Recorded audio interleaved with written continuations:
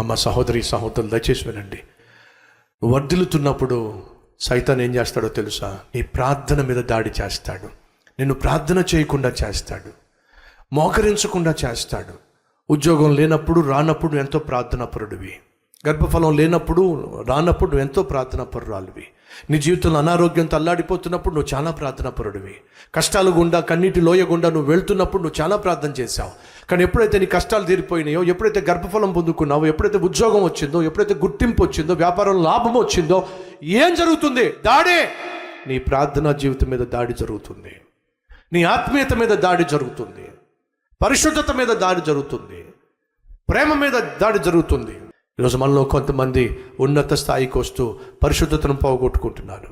కాబట్టి దేవుని సన్నిధిలో కనిపించడమే కష్టమైపోయింది. ఈరోజు మనలో కొంతమంది ప్రతి ఆదివారం రాలేరు, దాడే. ఎందుకని? నాకున్న ఉద్యోగం అలాంటిదండి. ఏమిటండి బోడి ఉద్యోగం. ఆ రోజు దావీదుకున్న అలవాటు ఏంటో తెలుసా? 3 సార్లు ప్రార్థన చేయటం. దావీదు మహారాజు ఏమన్నాడో తెలుసా? నీ మందిర ఆవరణంలో ఒక్క దినము గడుపుట మహా భాగ్యము.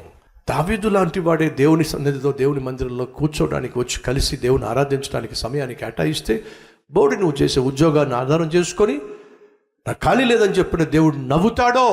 నీ జీవితం నవ్వులు పాలు కాక మునిపే నువ్వో దేవునితో తగ్గించుకుంటే మంచిది.